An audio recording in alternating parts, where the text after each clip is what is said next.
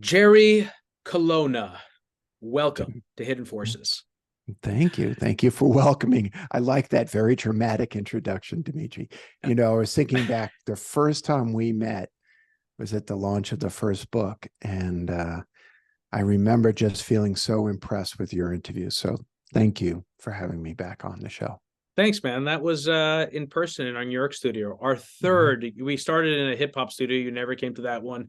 Then we were in a different studio for some time. And then we ended at another studio on, I think that was the one on 39th, Yes. something like that. Yeah. And that's where you came. So it's great to see you. I wish we could do this one in person. I always wish that I could do all my interviews in person with my guests, but you especially. So it's great to see you. The last time you were on the show was to talk about your book, Reboot, Right. which is also the name of, is it the name of your coaching program? What is the connection between Reboot company and what you do? Yeah, it's the name of the company. So I'm co-founder and CEO of Reboot.io. That's the company. And because I'm always on brand, that was the name of the first book as well. What was I don't remember when I read the book, because for me, the book that you wrote previously was really, when I describe it to people, I describe it as the journey into adulthood, the journey into leadership, the hero's journey. Yeah. What is the connection between that and Reboot? I never made that connection, or maybe I did and I forgot what it was. Well, what we do, what our core belief in coaching is, boils down to the kind of quippy little saying that better humans make better leaders. And I'll often joke, well, that's obvious, right? But if it's so obvious, why do we struggle to have good leadership? And I will assert that we struggle to have good leadership because the process of becoming a better human, or to use the terminology from the first book, a fully actualized adult, is really hard. And so, excuse me, in the first book, what I tried to do was draw the relationship between our own inner self-exploration, using the term radical self-inquiry, to then look at the question of, how am I as a leader? How am I as someone who holds power and authority? Because here's the thing, Demetri, when we look at the world and we look at the challenges of a lack of good leadership, almost invariably, it comes back to those who have power not actually having done a proper and appropriate amount of inner work. And the result is those of us who are led by them suffer. So that's the relationship between that inner journey that you pointed out and why we explore that from a coaching perspective. How many people in positions of power do you think are actively working out their own personal issues through their public roles or their roles as CEOs or whatever their particular role is in any company? In your experience, based on the coaching that you do? Yeah, it's a great question. And you said, how many people are actively doing it? Let me alter your question just slightly so I can answer it more completely. How many people are actively doing it? Everyone. How many people are conscious of doing it? Very, very, very few. And what I mean by that is we have inner conflicts. We have inner traumas. We have inner demons. We have belief systems that we carry that define who we are. One might be money is the root of all evil, that then shape the way we respond. The challenge, Demetri, is the fact that most people are not conscious of those things. And the result is it spreads toxicity throughout an organization. So you mentioned money. I don't know if it was in an interview that I heard of yours in preparing for this conversation, or it was in the book where you talked about, you gave an example of, let's say your dad has issues around money, or he's got so operates from a place of scarcity, grew up, maybe he didn't have enough, whatever it is. And he's in a particularly anxious state, and you come to him and you ask him for money, and his response is, what do you think, I'm made out of money? Right. And I found that very sort of relatable in the sense that I've learned over the years how much of my internal emotional state is actually reacting to whatever I'm being told in whatever context I'm being told. And it seems that a big part of that work is understanding where you're at any given moment. Yes. And similarly, for the counterparty to try to understand where you are at as well, right? I mean, that's a separate conversation, but understanding where we all are emotionally can lead to much better results in general. Well, you can't understand where I am until I understand where I am. And I can't understand where you are until you understand where you are. See, we all have this obligation that's part of the adulting process to kind of get a handle on how we're organized. And so we were keying off this whole question of money. And I think money is a fascinating area, not just for the intellectual discussion about economics or currency, or those are all fascinating. But when we look at the personal relationship with money, more often than not, it's a placeholder. It's a placeholder more often than not for safety. See, if I have enough, whatever the heck that means, then fill in the blank. I can relax. I can be kind. I can be kind to myself. But if I grow up with the sense that nothing I do will create a sense of enough, then I'm always going to be in pursuit of more. In Buddhism, we have this really powerful image called the hungry ghost. And I just want you to sort of take that image in for a moment.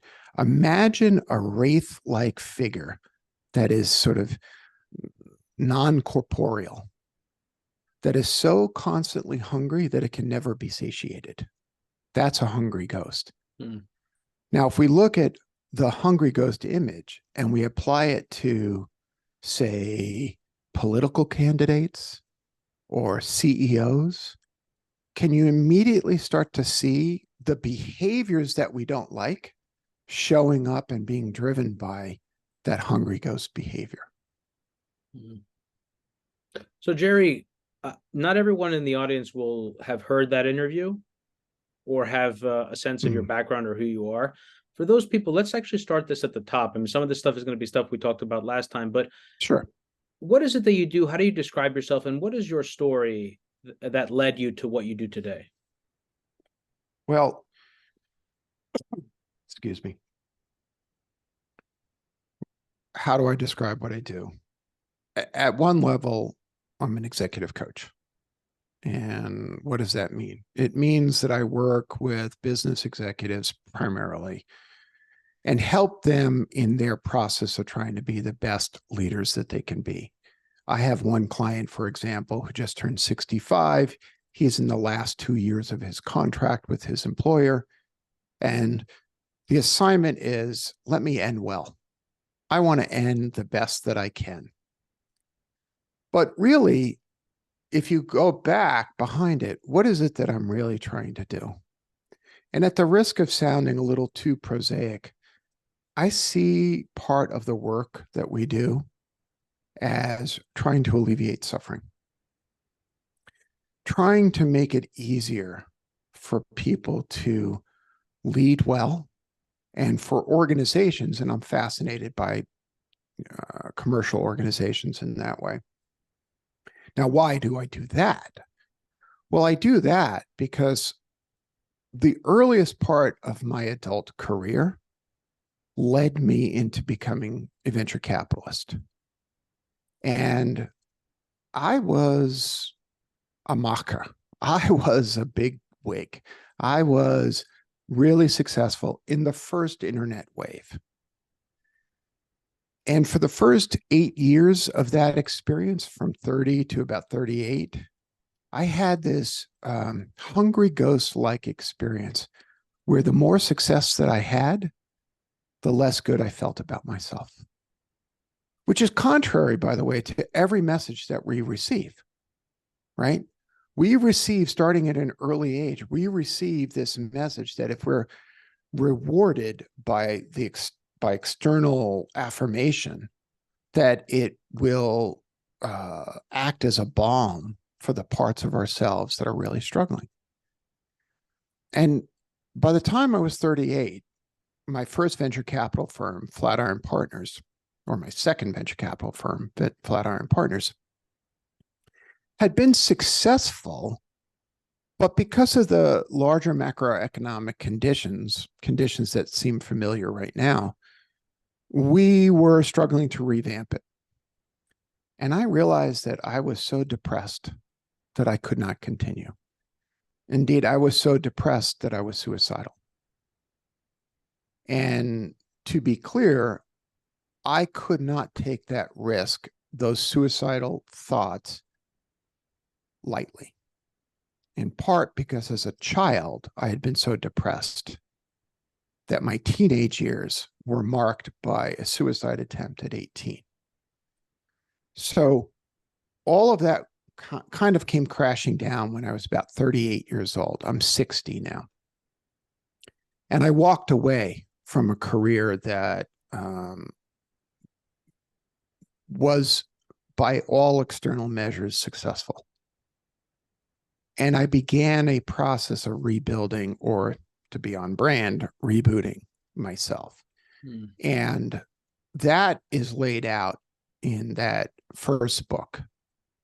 And that process is what led me to sort of take the stance that I take right now, which is I'm really organized by doing what I can to put my shoulder to the wheel of making life a little bit easier for people. And that's why I coach. So my next question was going to be, how did this book, which I don't know if I mentioned the name of the book for people that are viewing this on video. Here's a jacket cover. I love the jacket cover of this book, by the way. Yeah, it's beautiful, isn't it? It is. It's beautiful. And the colors you've chosen, yellow and blue, and various shades of blue. The book is titled Reunion, Leadership and the Longing to Belong. I guess two questions, because one of them came to me while you were responding to the previous one. How did this book evolve out of your previous book? Sort of what's the through line? And how much of this book's evolution really derives from the fact that you're in a more mature place in your life, and therefore the things that you're concerned about maybe are less inward and more outward focused? See, Demetri, you're doing it again. You're asking the right question. This is what you do. Okay. So there's two questions in there. So I'll go to the first question. So one way to think about this book is there's a core organizing question in my first book that's inwardly focused, which is, how have I been complicit, not responsible, complicit in creating the conditions in my life I say I don't want?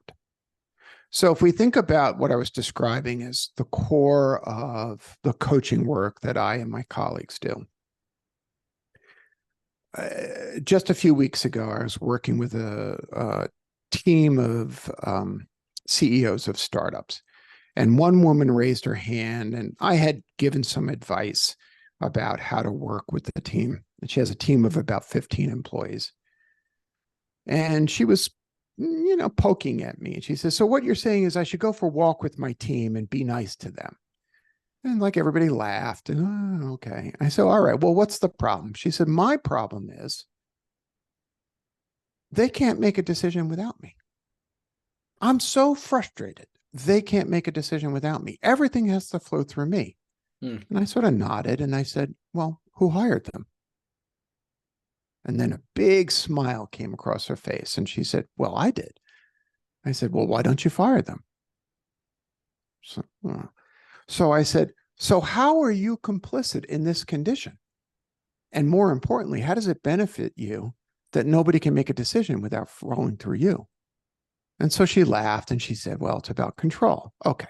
So that kind of dialogue is really the basis of the first book.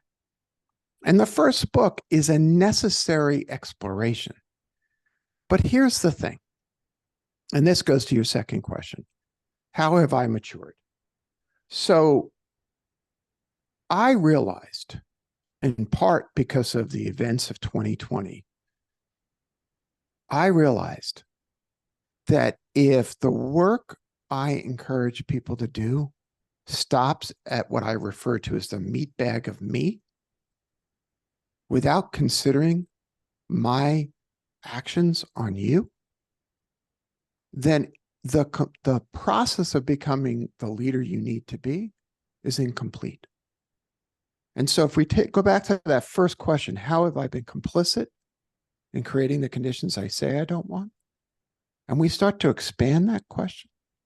How have I been complicit in and benefited from the conditions in the world I say I don't want to see?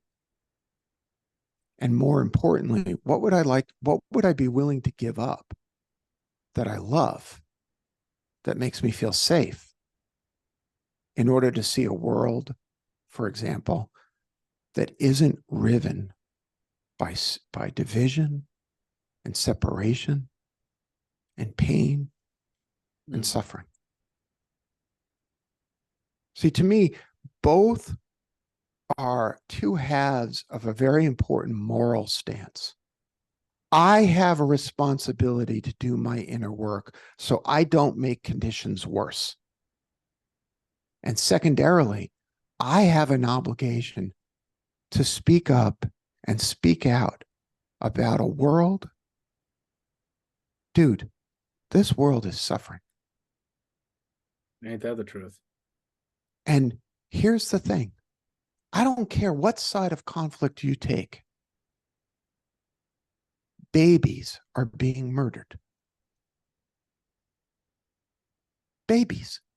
You're talking about the Israeli-Palestinian conflict specifically in this example?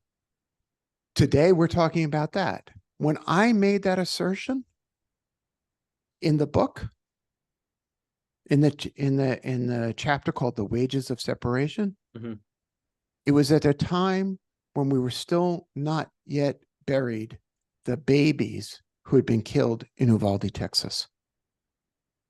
Because here's the thing. Every single week, there's something else. Every single week. Is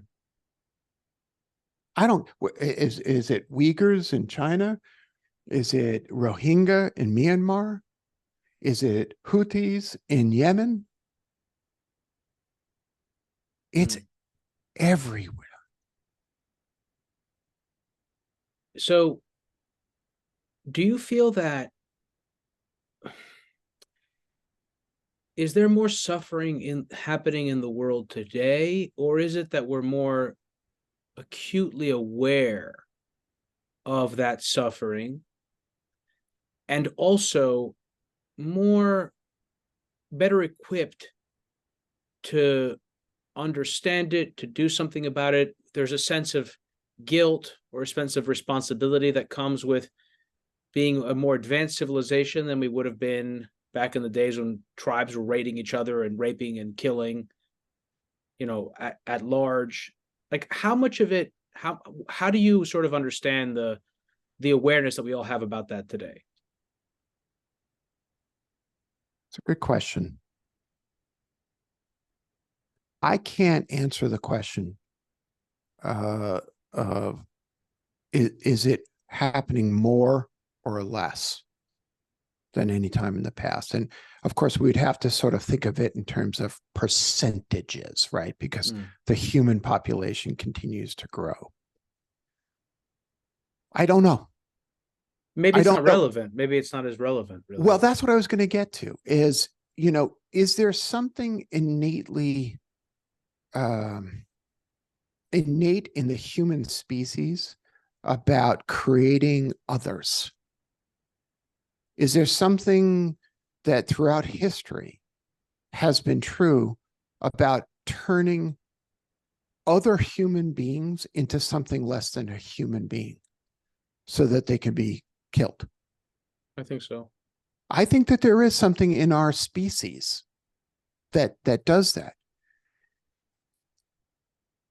And in the end, as much as that's important information, I'm not sure that absolves us of a moral responsibility to do something. Look, I have an amygdala. You have an amygdala.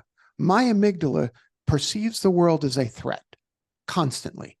It maintains my life by perceiving threats.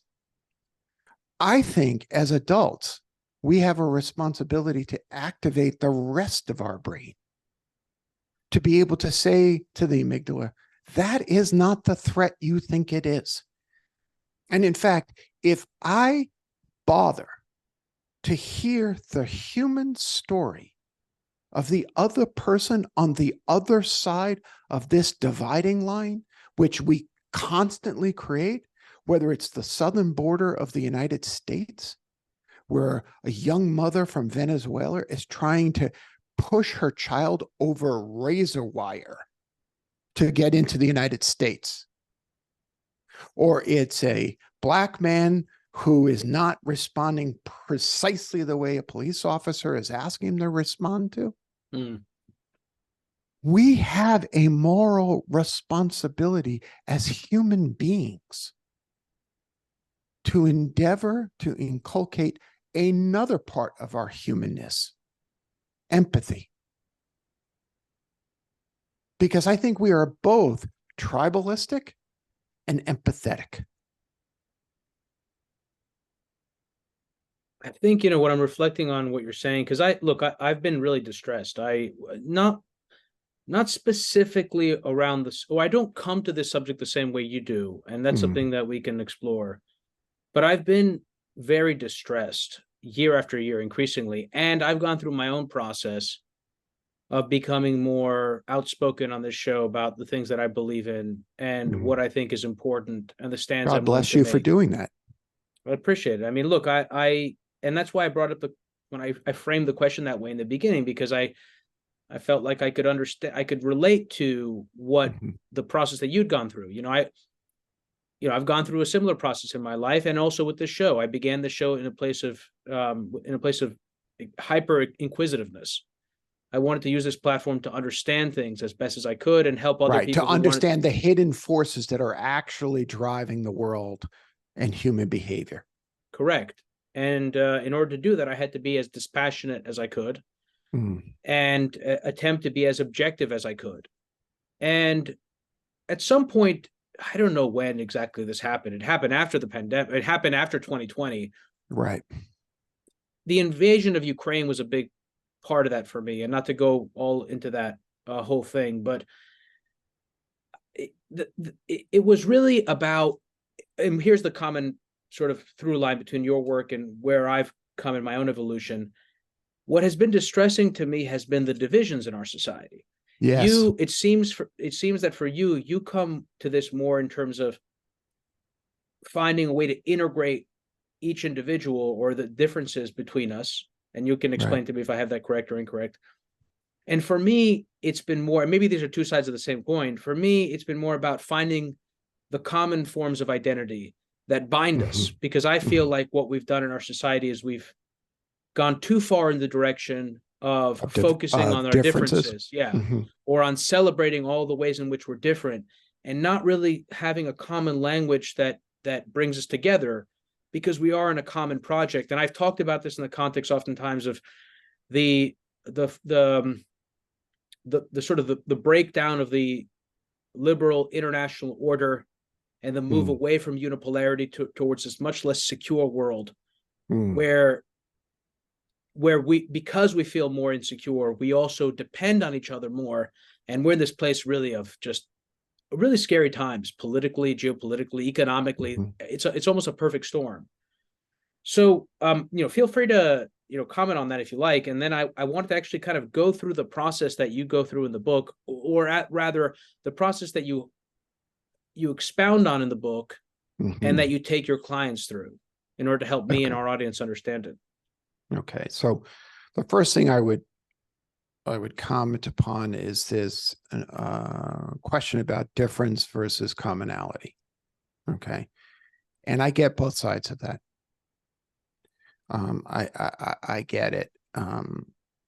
In Reunion, I write about being a young teenager and coming in and sitting in a group in high school. It was sponsored by the Conference for Christians and Jews. And it was an attempt to create dialogue, even at that young age in high schools, to bring people of different backgrounds together to talk about race and religious differences and the things that were challenging us. And as I say in the book, I came to that conversation, in a sense, parroting that which I had been taught, which was a kind of let's be colorblind, if you will, and let's only focus on that which we have in common. And I want to be clear. I think that that is a beautiful and important sentiment. However, one of the challenges of that sentiment, especially for those who do not identify within a dominant class, and I don't care how the dominant class is identified, one of the challenges is erasure.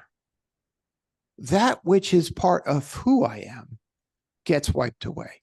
It could be language, it could be names, it could be culture. And the result is a tension and a false dichotomy. You are either all the same or you're all different. Okay. And the image that I'll give you that works really well for me is fingers on a hand. Okay. We are fingers on a hand. Each finger is a unique expression of a similar construct. And as a Buddhist teacher once said to me when he gave me that image, where do the fingers end and the hand begin? Okay. See, the challenge, Demetri, is we're constantly living in this binary world of either it's this or it's this. And, you know, call me quixotic, call me naive. I actually think the human species is much more capable of holding tension than we give it credit for. Okay, the thing that I love about the experiment called the United States of America, the thing that I love about it is, you know, you're in New York, I'm from New York.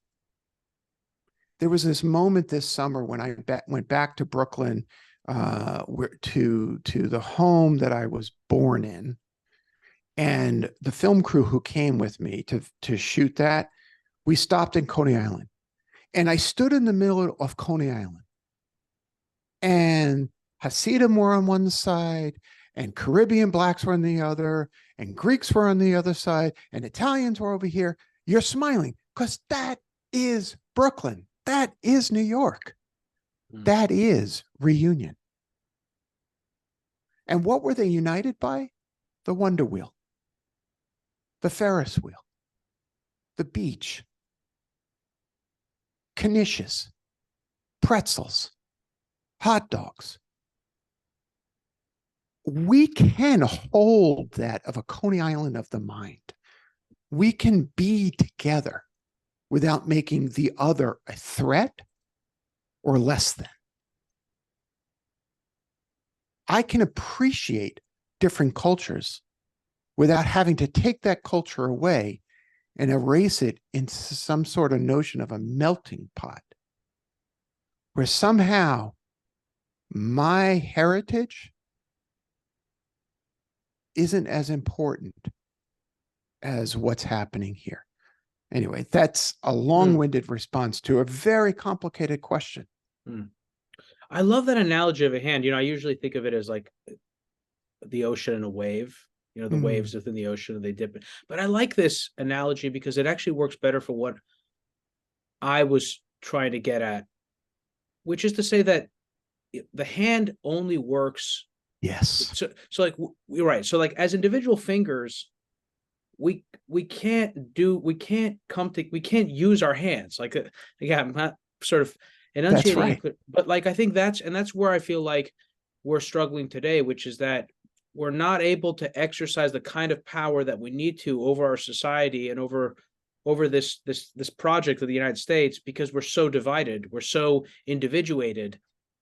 And if you want to follow the analogy along your lines, where the fingers are fighting with each other as opposed to actually coming together around something. And look, I agree with what you said, that our common identity is important, and also respecting our individual parts is important. And in some sense, that is sort of what the promise of the American constitutional republic is. It's about allowing people to be themselves. That's what liberalism is. You can be who you are. You have certain constitutionally protected rights. And then you also have certain responsibilities. And this goes back again. I keep bringing it back because this is where I'm at, to my question to you about maturing. Because I'm at a point now where I think much more about what my responsibilities are to my community than I did when I was younger, which was much more about what are my responsibilities to myself? What do I have to do to be successful? Right. And I in a similar fashion, Demetri, I want you to not see those two forces in opposition to each other. They actually feed each other.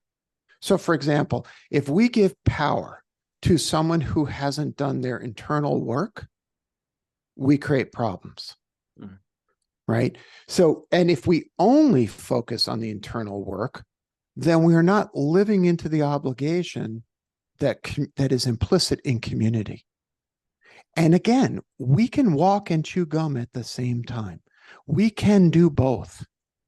Here's a question, Mr. Hidden Forces, for you. Okay. So we're identifying some of the root forces of seeing the other. And I would argue of seeing the other as a threat because of difference. Okay. Who benefits from that? Because sure as heck, somebody benefits when I look at you as a threat and you look at me as a threat. Somebody's benefiting. Maybe not directly, maybe not precisely. It may be gun manufacturers who benefit from the incredible upsurge in gun purchases that began during the pandemic. What drove that is a fear of the other. And what's a consequence? Gun violence is the number one cause of death among children. Gun violence is the number one cause of death among children in the United States. Okay, so where's our common community-based responsibility as it relates to that question? I'm not proposing a solution. I'm not smart enough to have a solution. But I am smart enough to say, we got a problem, and what we're doing ain't working. Yeah, I was going to bring up, when you're talking about doing the internal work, I was going to bring up, because I just remembered the intro that I wrote for you, because I used to write sometimes these dreamy intros, and I did one using the story of King Minos and how he received the white bull and he put it into his herd, and he turned a public good into a private benefit, and it ultimately resulted in his own personal destruction.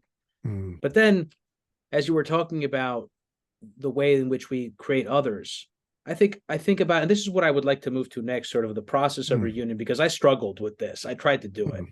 I tried to go through these things, and I had a hard time with it. These things, as in the things that you outlined towards the end of the book, in terms of the process that you take people through.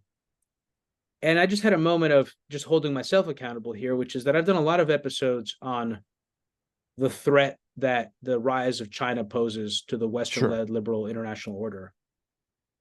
And I've been aware, it's not the first time I'm aware of this, I've been aware during the course of doing this, that in many cases, I'm probably trapped in a paradigm. I'm sure I'm trapped in a paradigm. Actually, I know I'm trapped in a paradigm. I like what you just did there. Yeah, but that I'm probably also not doing as good a job. I know I'm not doing as good a job as I can. And there are all sorts of reasons for that. But I think the simplest way to put it is just there are lots of things pulling me in all sorts of different directions. But I can see how, and that worries me, because I think about, I take an approach to this particular subject, or the larger conversations about geopolitics. One of the sort of prime motivating factors that I put out there is my concern that we are not, because we're so divided, we're not doing the basic work needed to protect our nation, and that we could find ourselves in an escalatory dynamic where things get out of control and we have something equivalent to a world war, which is, with I think, nuclear weapons. With nuclear weapons, with integrated systems that are integrated on the internet, that are vulnerable, that can be easily attacked.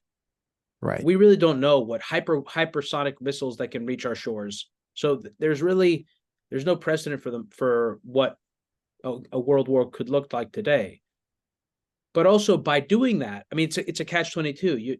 You need to be able to protect yourself. In some sense, being strong prevents escalation because the other parties are deterred. But at the same time, you're entering into an escalatory dynamic.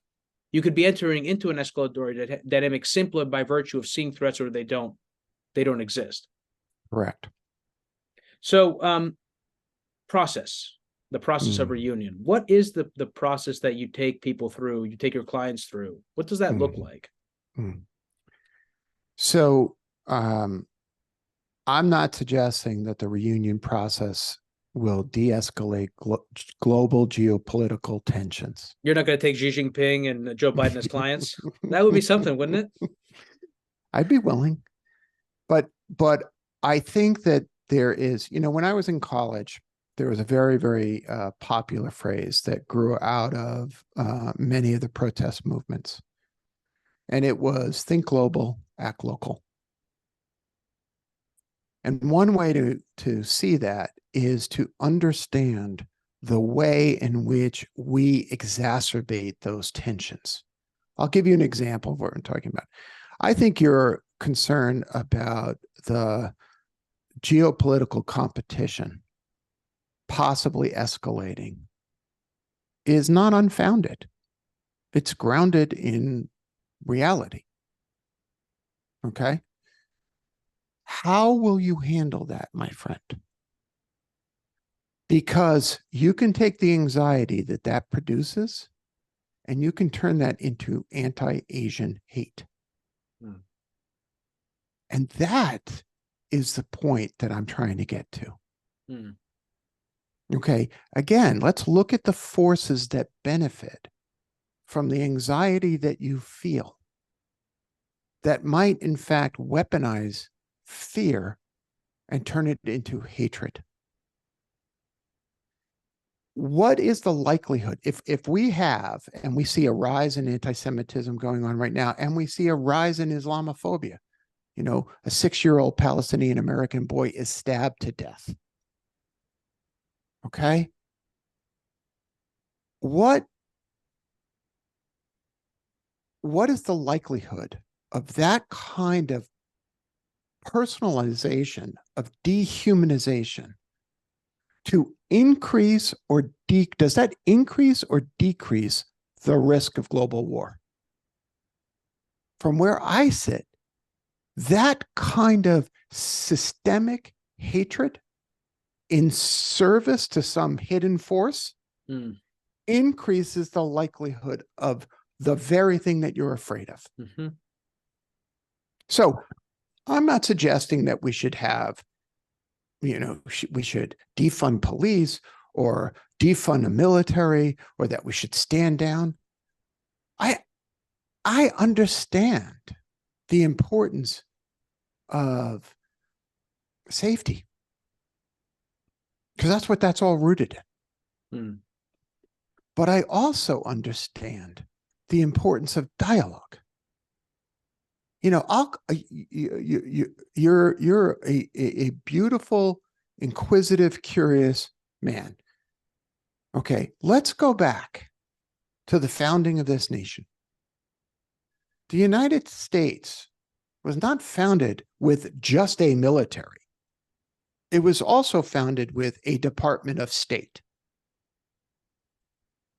Because the way that we have created stability in the world is to balance diplomacy, and military action. It has always been the case. The world political situation that scares me is the tilting towards an authoritarianism, which undermines the democratic process of participation, a participatory democracy, and not just in the United States, around the world. And in such a world, there is a diminution of the simple act of sitting down with what you perceive to be your enemy and talking. You want to increase the risk of global war? Eliminate diplomacy. I mean, we have plenty of evidence of that from history. Or worse, see these two forces as two sides of a dichotomy, as opposed to the way they really work is hand in glove. They work together. And, we can extend that metaphor within organizations, within political communities, within ourselves as individuals. We can walk and chew gum at the same time. We're a complex and capable species. We can do this. When you look at, so you do so much of your work is centered on leadership. Yes. When you look at the leadership in our country today,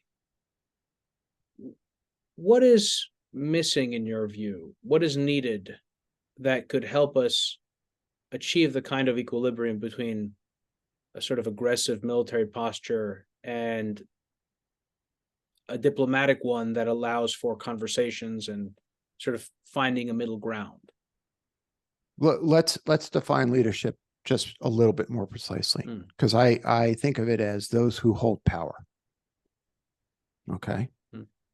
Power without compassion is authoritarianism. Okay. What is missing is compassion. Now, why is compassion missing? Because it hurts. As you know, I'm a Buddhist. And Buddhism, we have a concept called bodhicitta, awakened heart or open heart. And what we are called to do as individuals is that when we encounter suffering in the world, we're supposed to train ourselves to do the opposite of what human beings do. Instead of closing down and looking away, we're supposed to open up and lean in. Now, you know why we close down and look away? Because it hurts. Compassion is really, really hard because it requires that I see the other as a human being. What we're seeing play out in the Middle East right now, this is decades of intergenerational trauma. You punch me, I punch you, I'm punching you because you punched my father punched you, and so on, and so on, and so on, and so on. I get it. I want to punch anybody who hurts my family too. And I want to punch them as hard as I can possibly punch them. But then what am I? What am I? Part of the reunion. What are you? process. What are you? So I'd love for you to answer that. So what would that make? What would be the answer to that question? Less than human. Okay.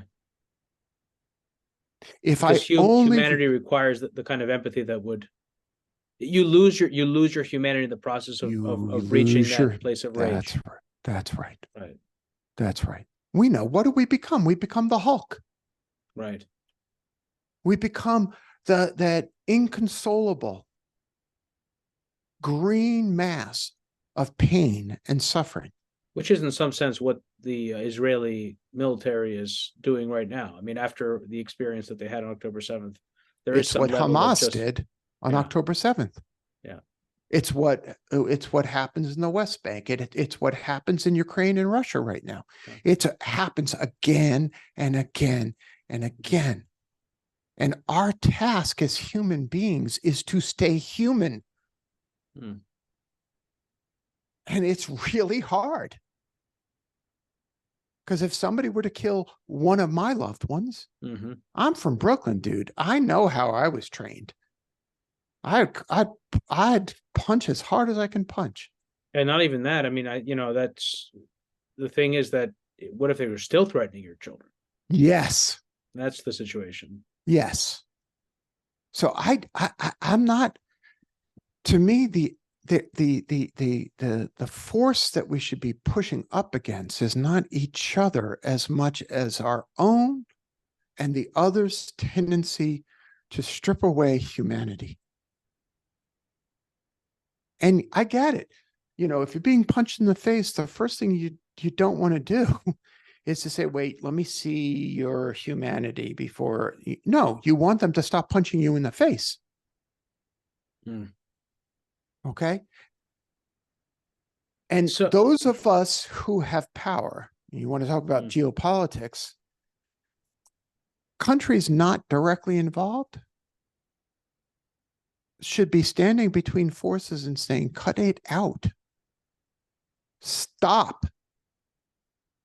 Babies are being killed. Stop. Stand down. This is the role that those who have power should be playing in the world, not please act as my proxy for some other movement that I have. And by the way, we're talking about on a global basis. I'm talking about even on the local basis, because we do this in organizations as well. So what is the work that needs to be done? What does the work look like that needs to be done to get us from point A to point B, or to move us further along this place of being more in touch with our humanity in our outward relationships than acting from a place of sort of primalism and fear? Yeah. So I have a theory, and it's a thesis laid out in Reunion, and I could be wrong.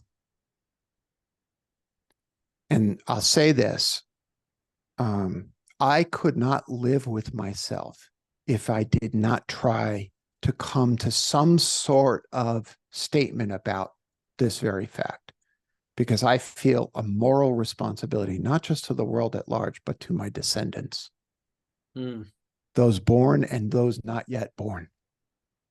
Because as I say in the book, I may have failed, but I won't have failed for not trying. So with that context, I'm asserting that there's a multi-step process of reuniting that we need to go through. The first is to reunite with the story of our ancestors so that we can start to unpack intergenerational trauma.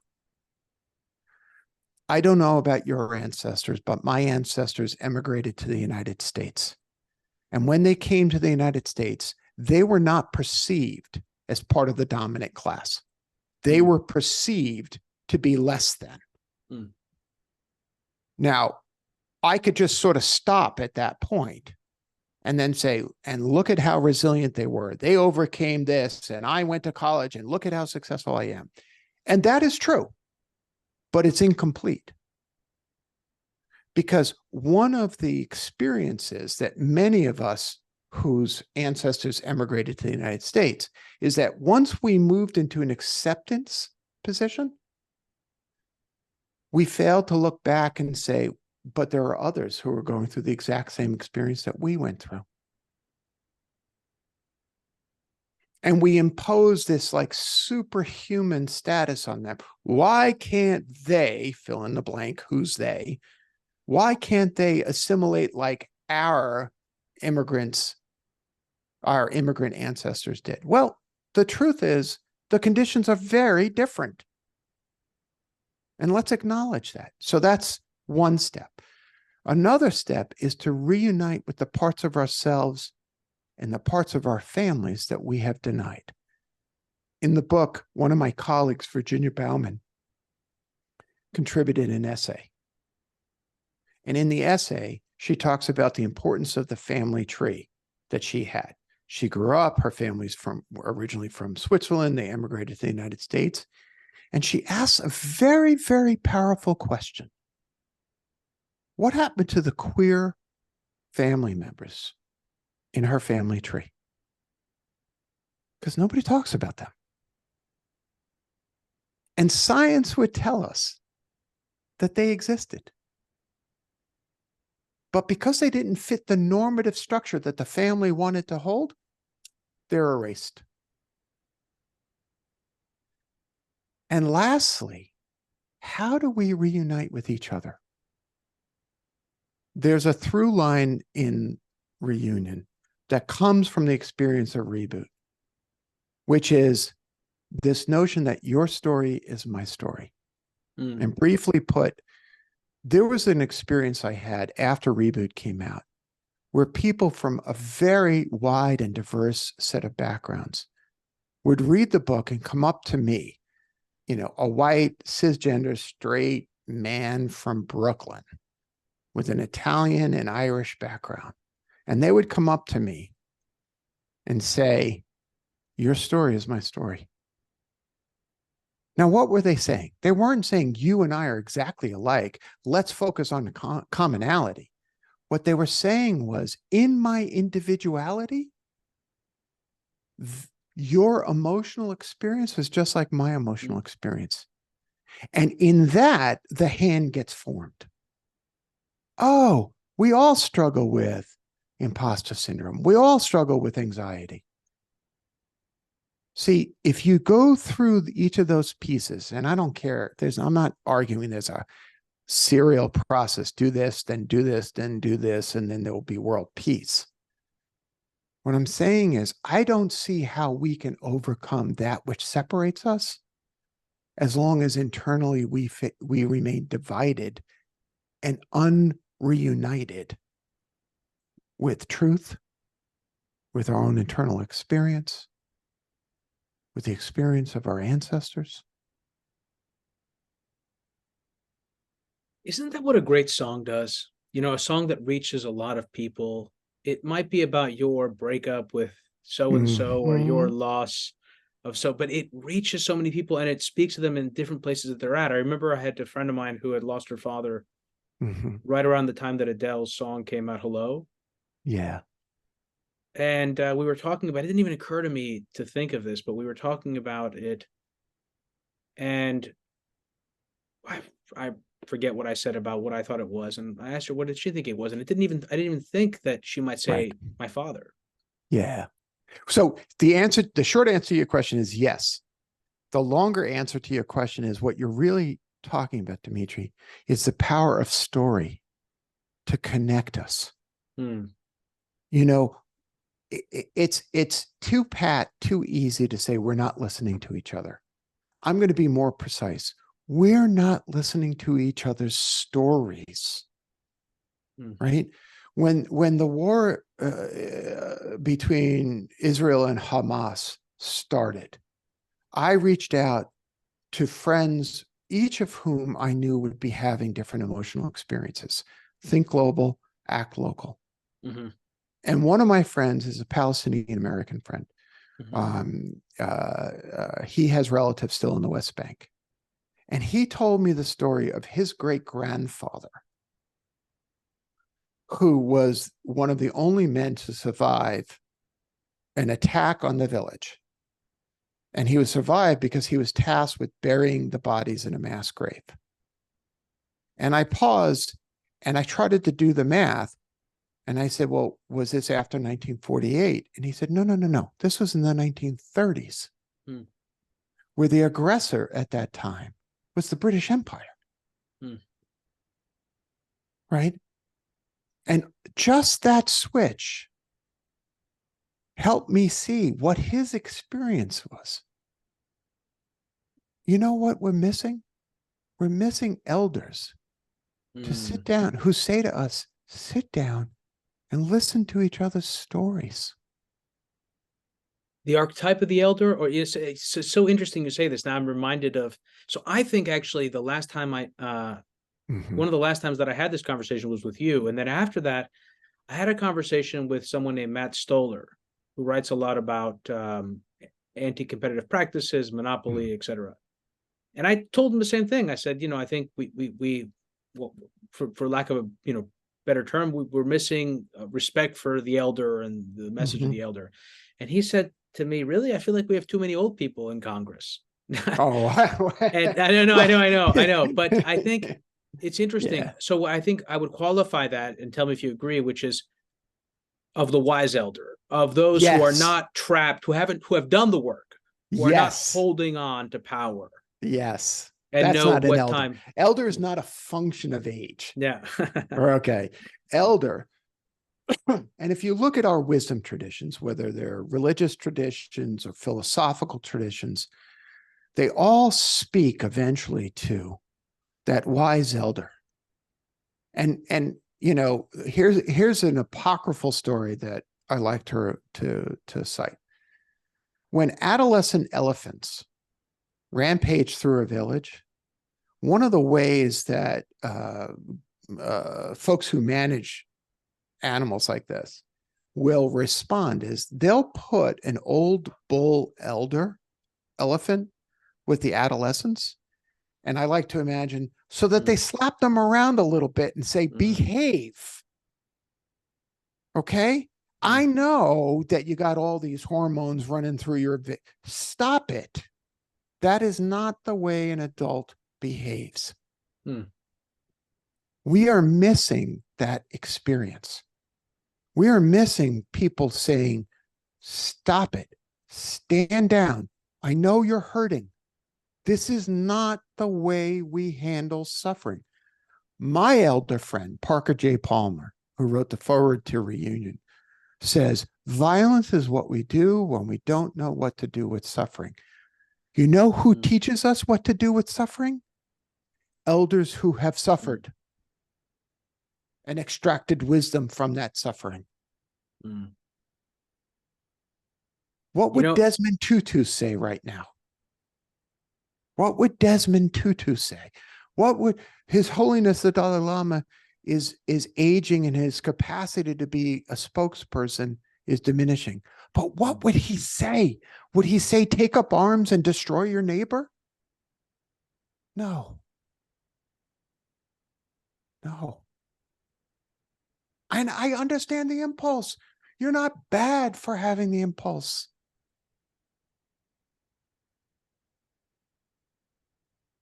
I've seen that when it comes to this sort of debate about masculinity and manhood and what it means to be a man. I feel like so many young men, boys, adolescents are so confused about what